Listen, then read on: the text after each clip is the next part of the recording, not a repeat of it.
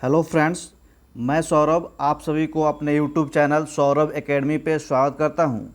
Friends, आज के video में हम लोग देखेंगे बिहार का भूगोल, जो इडुटेरिया बुक के अंतर्गत हम लोग इसको अध्ययन करेंगे। इससे पहले मैंने बिहार का संपूर्ण इतिहास, जिसमें एंशियंट हिस्ट्री ऑफ बिहार और medieval history of Bihar and modern history of Bihar को पूर्ण रूप से कवर अप कर दिया है, जिसको आप लोग प्लेलिस्ट में जाकर अवश्य देख लें। अगर आप चैनल पर नए हैं तो सेशन को लाइक करें, शेयर करें एंड सब्सक्राइब करें। तो चलिए फ्रेंड्स, हम लोग शुरू करते हैं आज का क्लास। बिहार के भूगोल के माध्यम से सेशन थोड़ा लंबा होगा और इसमें संपूर्ण बिहार के भूगोल को मैं एक ही वीडियो के अंतर्गत कवर अप करूँगा। तो चलिए फ्रेंड्स, शुरू करते हैं बिहार का भूगोल। बिहार भौगोलिक रूप से एक मैदानी राज्य है। बिहार भौगोलिक रूप से कैसा राज्य है? एक मैदानी राज्य है। यह गंगा के मैदानी क्षेत्र में वसा है, एक समृद्ध क्षेत्र है। यह नेपाल के तराई क्षेत्र से विंध्य पहाड़ी एवं धरवार की चट्टानी क्षेत्र तक विस्तृत है। बिहार पूर्वी भारत में स्थित राज्य है, जो भौगोलिक रूप से 3 भागों में विभाजित किया गया है। बिहार को भौगोलिक रूप से कितने भागों में विभाजित किया गया है? 3 भागों में विभाजित किया गया है। तो चलिए फ्रेंड्स, हम लोग देखेंगे एक टेबल के माध्यम से बिहार का भौतिक विभाजन। बिहार के भौतिक विभाजन को मोटे तौर पर 3 भागों में बांटा गया है, जिसमें पहला है पर्वतीय या तराई क्षेत्र, पर्वतीय या तराई क्षेत्र। दूसरा है मैदान क्षेत्र। तीसरा है पठार। पर्वतीय और तराई क्षेत्र में को भी 3 भागों में बांटा गया है, जिसमें पहला है सोमेश्वर श्रेणी, दूसरा है रामनगर दून और तीसरा है दून घाटी। और इन सभी को आगे हम लोग मैप के माध्यम से अवश्य देखेंगे। और दूसरा है मैदानी क्षेत्र। मैदानी क्षेत्र को 2 भागों में बांटा गया है, जिसमें पहला है उत्तरी गंगा का मैदान और दूसरा है दक्षिणी गंगा का मैदान। और पठारी क्षेत्र, जो दक्षिणी बिहार का हिस्सा है, उसको भी 2 भागों में बांटा गया है। उसमें धरवार चट्टान और विंध्य चट्टान, और दूसरा कौन है? विंध्य चट्टान है। तो इन सभी बिहार के भौतिक विभाजन को हम लोग मैप के माध्यम से समझते हैं।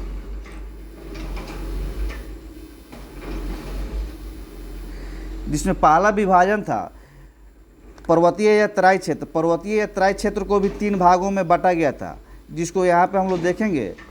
उसमें था सोमेश्वर श्रेणी। सोमेश्वर श्रेणी का एरिया, इतना वाला भाग है बिहार का, जो उत्तरी हिस्सा है, जो कि पश्चिमी चंपारण का हिस्सा है, उसमें सोमेश्वर श्रेणी पाया जाता है। और दून घाटी भी पश्चिमी चंपारण के सबसे उत्तरी वाले हिस्से में ही पाया जाता है। और तीसरा है रामनगर दून। और दूसरा हिस्सा है बिहार का मैदानी क्षेत्र। बिहार के मैदानी क्षेत्र को 2 भागों में बांटा गया है, उत्तर का मैदानी क्षेत्र और दक्षिण का मैदानी क्षेत्र। फ्रेंड्स, बिहार के बीचों बीच से गंगा नदी गुजरती है, जो बिहार को 2 भागों में विभक्त कर देती है। ऊपर वाले भाग को उत्तरी क्षेत्र बोला जाता है। ऊपर वाले भाग को उत्तरी क्षेत्र बोला जाता है, वहीं नीचे वाले भाग को दक्षिणी क्षेत्र बोला जाता है। जो कि बिहार के दोनों क्षेत्र क्या है? विशाल मैदान है। और तीसरा है पठारी क्षेत्र। पठारी क्षेत्र दक्षिण बिहार में ही पाया जाता है, जो कि दक्षिण का पठारी क्षेत्र यहाँ पे है। और एक है विंध्य चट्टान श्रेणी। विंध्य चट्टान श्रेणी। विंध्य चट्टान श्रेणी का एरिया कहाँ पे पाया जाता है? तो विंध्य चट्टान की श्रेणी ये वाले एरिया में, जो कैमूर रोहतास का जो एरिया है, वहाँ पे क्या है? विंध्य चट्टान श्रेणी का ये एरिया है। फ्रेंड्स, इस मैप के माध्यम से और बिहार के भौतिक जानकारी को हम लोग यहाँ पे अध्ययन करेंगे। बिहार के मैदान उत्तरी क्षेत्र में सबसे पहले उसके पश्चिमी तरफ से कौन सी नदी आती है? घाघरा नदी आती है, जो कि उत्तर प्रदेश से सीमा साझा करती है। और एक और नदी आती है गंडक नदी, जो पश्चिमी चंपारण में प्रवेश करते हुए गंगा नदी में आकर मिल जाती है। ये भी नदी उत्तर प्रदेश से सीमा साझा करती है पश्चिमी चंपारण में। और एक दूसरा नदी है कोसी नदी, और एक है और नदी सबसे पूर्व भाग में उत्तर दिशा में महानंदा नदी। फ्रेंड्स सबसे पहले हम लोग जानेंगे, यहाँ पे लिखा हुआ है गंडक कोसी दोआब, घाघरा गंडक दोआब, कोसी महानंदा दोआब। तो सबसे पहले हम लोग जानेंगे दोआब होता क्या है, दोआब कहते किसको है। तो दोआब हम उसको कहते हैं जो दो नदियों के बीच के भूमि को हम लोग क्या कहते हैं, दोआब कहते हैं। फिर से एक बार और सुनेंगे, दो नदियों के बीच के भूमि को क्या बोलते हैं, दोआब कहते हैं। तो जब दो नदियों के बीच के जो भूमि बोला होता है उसको क्या बोलते हैं, दोआब कहते हैं। तो फ्रेंड्स यहाँ पे घाघरा नदी और गंडक नदी के बीच जो भूखंड पाया जाता है उसको हम लोग क्या बोलेंगे, घाघरा गंडक दोआब बोलेंगे। उसको हम लोग क्या बोलेंगे, घाघरा गंडक दोआब बोलेंगे। सेम उसी तरह गंडक नदी और कोसी नदी के बीच, गंडक नदी और कोसी नदी के बीच जो भी भूखंड पाया जाएगा उसको क्या बोलेंगे, गंडक कोसी दोआब। और कोसी और महानंदा के बीच जो भूखंड पाया जाता है उसको क्या बोलेंगे, कोसी महानंदा दोआब के नाम से उसको बोलेंगे। फिर हम लोग मूव करेंगे दक्षिण बिहार की तरफ, हम लोग मूव करेंगे। दक्षिण बिहार में हम लोग देखेंगे यहाँ पे लिखा हुआ है गंगा सोन दोआब, गंगा सोन दोआब, जो कहाँ पे है, सोन और गंगा नदी के बीच। फ्रेंड्स यहाँ पे गंगा नदी प्रवेश करती है बिहार में, बक्सर के चौसा जिला में प्रवेश करते हुए यहाँ से बाहर निकलती है। और यहाँ पे एक और नदी यहाँ पे आती है जो दक्षिण से उत्तर की तरफ मूव करती है, बहती है। इस नदी को क्या बोलते हैं, इस नदी को बोलते हैं कर्मनासा, कर्मनासा नदी, जो कि ये भी क्या है, ये भी उत्तर प्रदेश के साथ सीमा साझा करती है। तो यहाँ पे गंगा सोन दोआब भी बोल सकते हैं और कर्मनासा सोन दोआब भी इस नदी को बोल सकते हैं। और इस ये वाला जो एरिया है, इतना दूर का जो एरिया है, इसको क्या बोलेंगे, इसको बोलेंगे भोजपुर का मैदान भी बोलते हैं। इसको बोलते हैं भोजपुर का मैदान।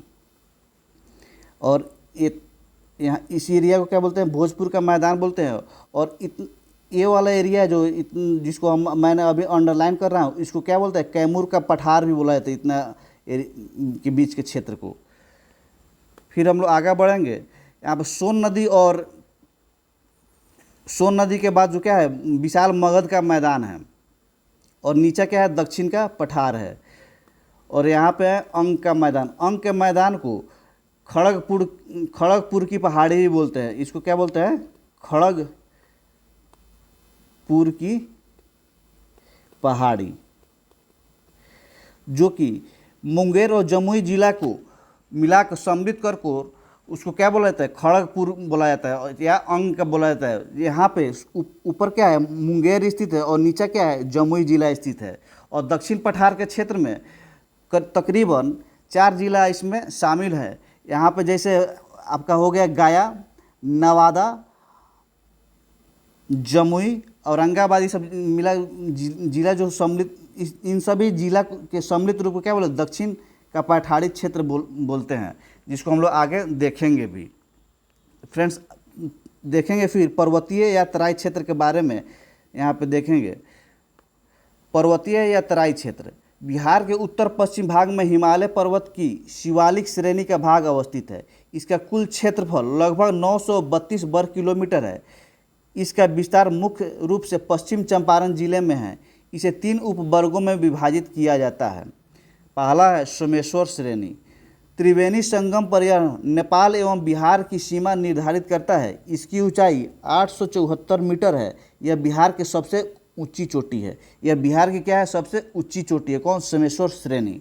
दूसरा है रामनगर दून। इसका विस्तार हरहा नदी घाटी में है। इस क्षेत्र की अधिकतम ऊंचाई क्या है, 240 मीटर है। और सबसे लास्ट है पर्वतीय या तराई क्षेत्र का दून घाटी। इसका विस्तार सोमेश्वर श्रेणी एवं रामनगर दून के बीच है। इस घाटी को हरहा नदी घाटी भी कहा जाता है। अब देखेंगे मैदानी क्षेत्र। बिहार के कुल भूभाग का 96% भाग मैदान है। इस मैदानी भाग का निर्माण गंगा और उसकी सहायक नदियों के निक्षेप से हुआ है।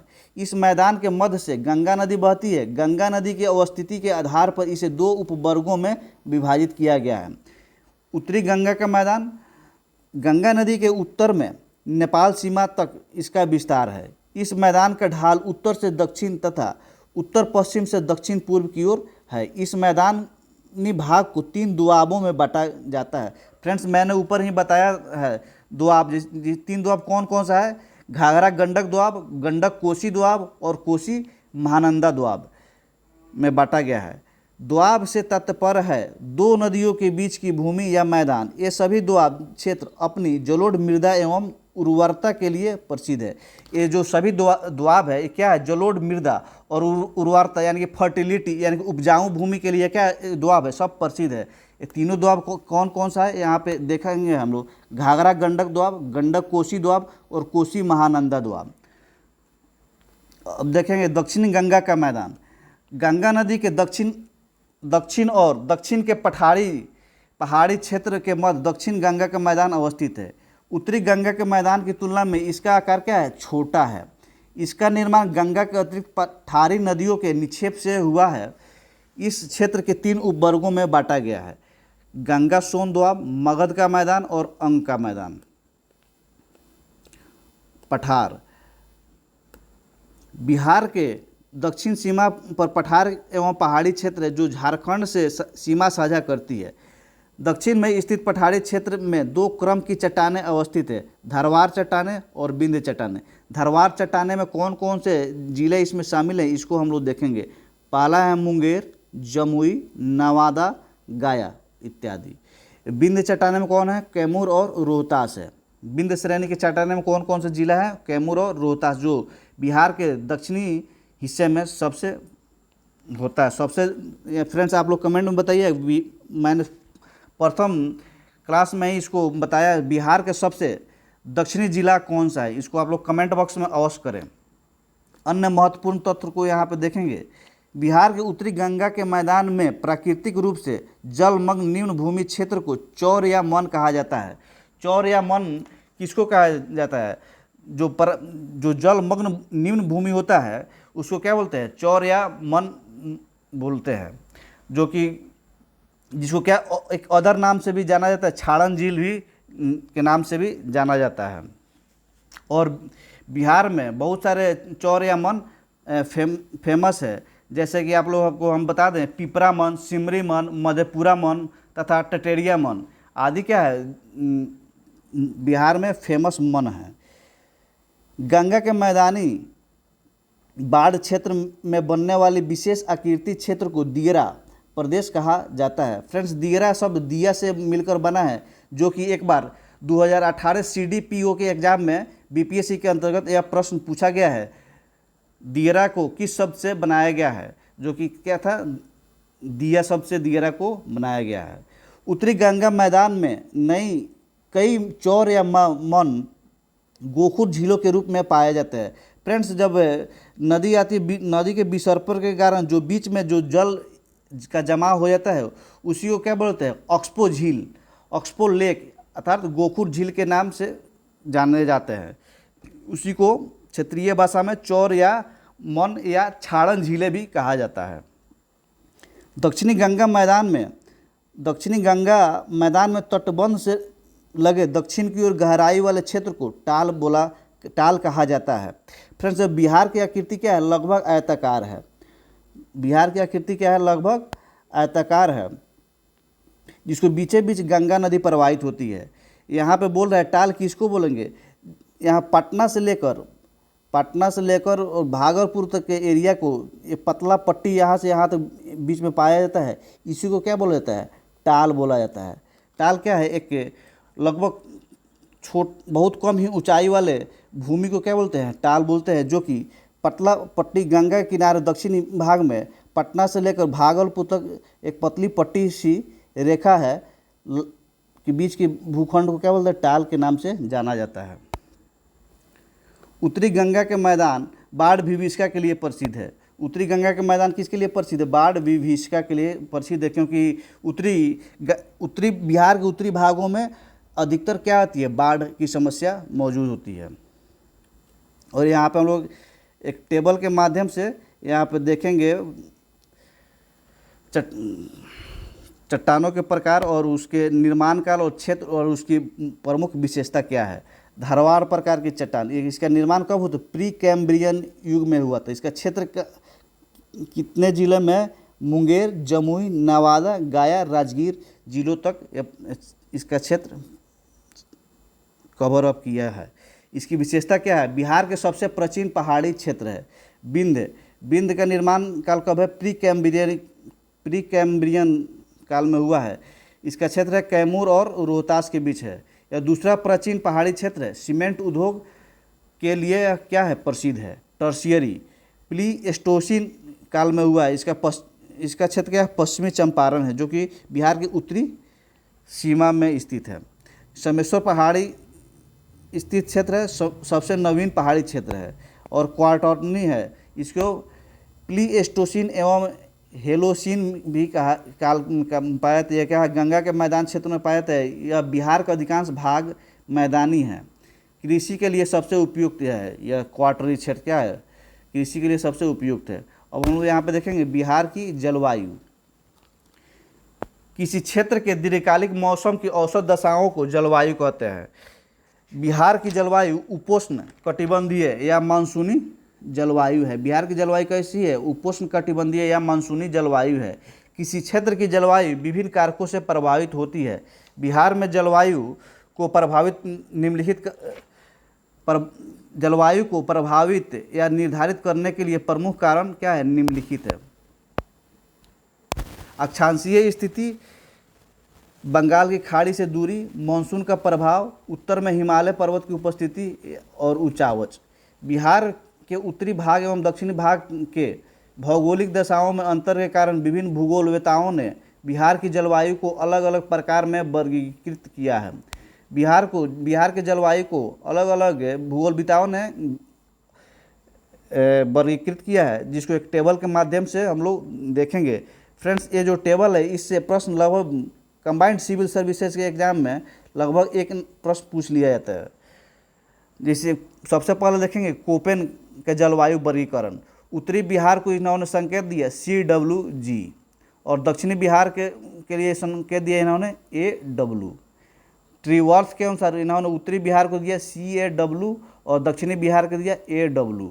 और थॉर्नवेट ने दिया था उत्तरी पश्चिमी संकीर्ण क्षेत्र के लिए CB-W और शेष बिहार के लिए क्या दिया था? CA-W। बिहार में सामान्यतः 3 ऋतुएं होती है। बिहार में कितने ऋतुएं पाए जाते हैं? सामान्यतः 3 ऋतुएं होती है। कौन कौन है? ग्रीष्म ऋतु सबसे पहला है। क्या है? ग्रीष्म ऋतु। जब सूर्य के उत्तरायण की स्थिति होती है तब तापमान में वृद्धि से वायुदाब में कमी आने लगती है। यह मार्च से मध्य जून की स्थिति होती है। इस मौसम में पश्चिमी और मध्य बिहार में गर्म हवाएं चलती है, जिन्हें क्या बोलते हैं? लू कहा जाता है। इस मौसम में तापमान 32 डिग्री सेल्सियस होता है। सबसे गर्म स्थान क्या होता है? गया है। और सबसे ठंडा भी क्या है? गया है, जहाँ पे लगभग 47 डिग्री सेल्सियस टेम्परेचर को मेजरमेंट किया जाता है। मानसून आने से पूर्व बिहार में बंगाल की खाड़ी से आने वाली उष्णकटिबंधीय चक्रवातों के कारण क्या होती है? वर्षा होती है, जिसे नॉर्वेस्टर या काल वैशाखी कहते हैं। दूसरा है वर्षा ऋतु। जून मध्य से अक्टूबर मध्य के बीच के समय को बिहार में वर्षा ऋतु के रूप में जाना जाता है। बिहार में मानसून का प्रवेश मध्य जून में होता है। बिहार में जुलाई एवं अगस्त में अधिक वर्षा होती है। बिहार में औसत वर्षा 112 सेंटीमीटर होती है। इसको आप लोग औसत याद कर लेंगे। यहाँ सर्वाधिक वर्षा किशनगंज में 205 सेंटीमीटर में तथा सबसे कम वर्षा औरंगाबाद 101 सेंटीमीटर में होती है। फ्रेंड्स, ये जो डाटा है इकोनॉमिकली सर्वे के अनुसार ये हमेशा बदलते रहता है, जिसको आप लोग इसको करंट से हमेशा अपडेट रखेंगे इस डाटा को। बिहार में दक्षिण पश्चिम मानसून की बंगाल की खाड़ी की शाखा में से सर्वाधिक वर्षा होती है। बिहार में उत्तरी भाग अधिक वर्षा प्राप्त करता है, जिसके कारण उत्तरी बिहार बाढ़ से तथा दक्षिण बिहार कुछ भाग सूखा से प्रभावित होता है। तीसरा है शीत ऋतु। इसका काल मध्य अक्टूबर से फरवरी माह तक होता है। मानसून लौटने के साथ बिहार में शीत ऋतु आरंभ हो जाती है। बिहार में दिसंबर एवं जनवरी माह सर्वाधिक ठंडक वाला होता है। सर्वाधिक ठंडा जिला क्या है? गया है। दिसंबर जनवरी माह में भूमध्य सागर से आने वाले शीतोष्ण चक्रवात के कारण पश्चिमी एवं मध्य बिहार में हल्की वर्षा होती है। ये वर्षा रबी फसल के लिए क्या है? लाभदायक होती है। अत्यधिक ठंड बिहार के रबी फसल के लिए क्या है? काफ़ी लाभदायक होती है। बिहार में कृषि जलवायु क्षेत्र। बिहार में कृषि की दशाओं एवं फसल वर्गीकरण के आधार पर कृषि जलवायु क्षेत्र को 3 वर्गों में विभाजित किया गया है। कितने वर्गों में विभाजित किया गया है? 3 वर्गों में विभाजित किया गया है। दक्षिण बिहार के तीसरे वर्ग को 2 उपवर्गों में विभाजित किया गया है। दक्षिण बिहार के तीसरे उपवर्ग को कितने उपवर्गों में विभाजित किया गया है? 2 उपवर्गों में विभाजित किया गया है। तो हम लोग यहाँ पे देखेंगे एक टेबल के माध्यम से, मैप के माध्यम से हम लोग देखेंगे यहाँ पे बिहार की कृषि जलवायु क्षेत्र। जो जोन फर्स्ट में इसमें कौन कौन से जिला इसमें शामिल है? पश्चिमी चंपारण, पूर्वी चंपारण, सीतामढ़ी, मधुबनी, दरभंगा, समस्तीपुर, बेगूसराय, वैशाली, मुजफ्फरपुर, सीहोर, सारण, सिवान, गोपालगंज। और जोन सेकेंड में कौन है? सुपौल, अररिया, किशनगंज, मधेपुरा, पूर्णिया, सहरसा, खगड़िया, कटिहार। और जोन 3 को 2 उपवर्गों में बांटा गया है, जिसमें जोन 3A, जिसमें जोन 3A को हम लोग देखेंगे। जोन 3A में कौन कौन से जिला शामिल है? जमुई, बांका, भागलपुर, मुंगेर, लखीसराय और शेखपुरा। और जोन 3B में कौन कौन सा है? गया, नवादा, औरंगाबाद, कैमूर, रोहतास, अरवल, जहानाबाद, नालंदा, पटना, भोजपुर और बक्सर। फ्रेंड्स, ये जो प्रश्न है 67वीं BPSC जो 8 मई 2022 को हुआ था, जो कैंसिल हुआ था, उसमें यह प्रश्न पूछा गया था बिहार के किस जोन में सबसे ज़्यादा जिला शामिल है? कृषि जलवायु क्षेत्र में सबसे ज़्यादा जिला शामिल है। तो उसका सही उत्तर होगा तीसरा, क्योंकि इसमें 16 जिला इसमें शामिल है। और दोनों को मिला जोन B और जोन A को मिला दे तो इसमें 16 जिला शामिल है।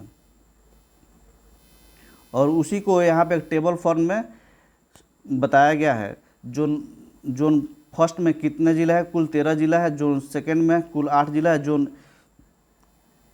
3A में 6 जिला है। जोन 3B में 11 जिला है। विभिन्न कृषि जलवायु क्षेत्र की विशेषताओं को निम्नलिखित सारणी से देखा जा सकता है। जोन प्रथम में क्या है? इस क्षेत्र की औसत वर्षा 104 से 145 सेंटीमीटर तक होती है। यहाँ खादर मिट्टी की प्रधानता है। प्रमुख फसलें गन्ना, धान, गेहूं, अरहर, मक्का इत्यादि।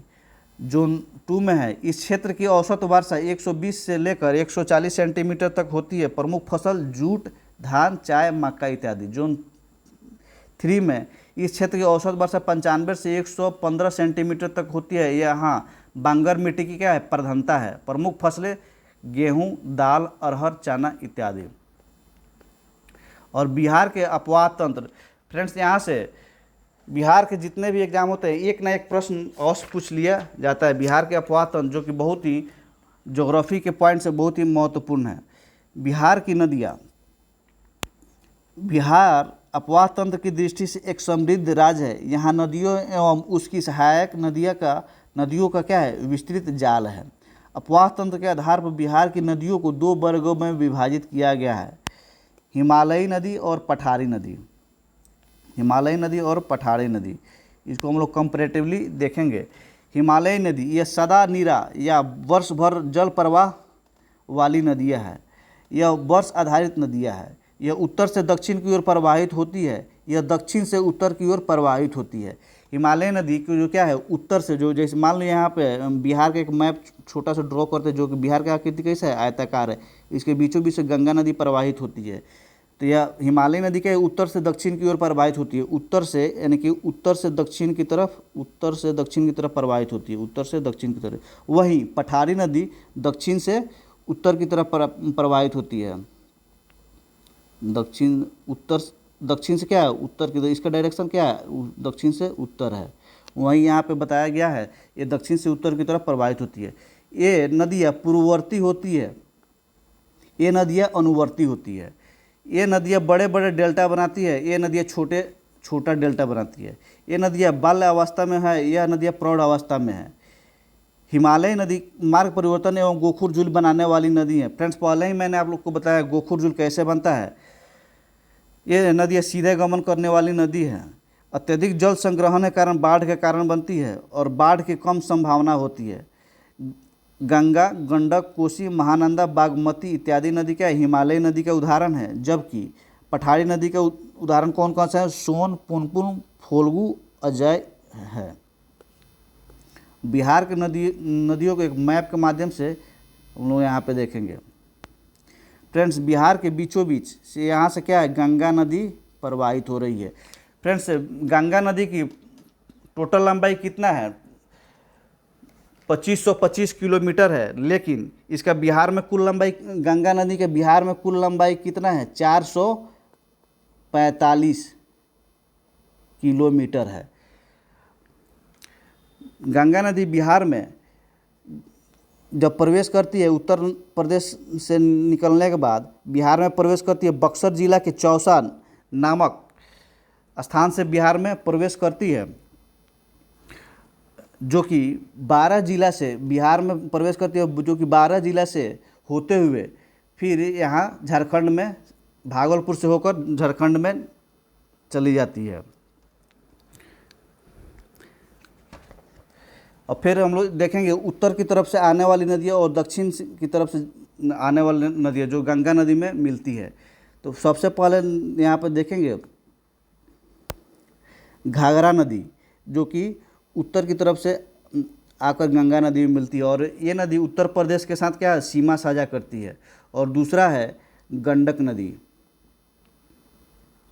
फिर हम लोग इस एक टेबल के माध्यम से यहाँ पे देखेंगे ये नदियाँ कहाँ से उद्गम होती है और गंगा नदी में किस स्थान पर आके मिलती है, अर्थात किस जिला में वो मिलती है गंगा नदी में। इसके बाद हम लोग एक टेबल के माध्यम से देखेंगे। और दूसरा है बूढ़ी गंडक नदी, बूढ़ी गंडक नदी। और तीसरा है बागमती नदी। फ्रेंड्स, यहाँ पे आप लोगों को एक्स्ट्रा फैक्ट बताता हूँ मैं।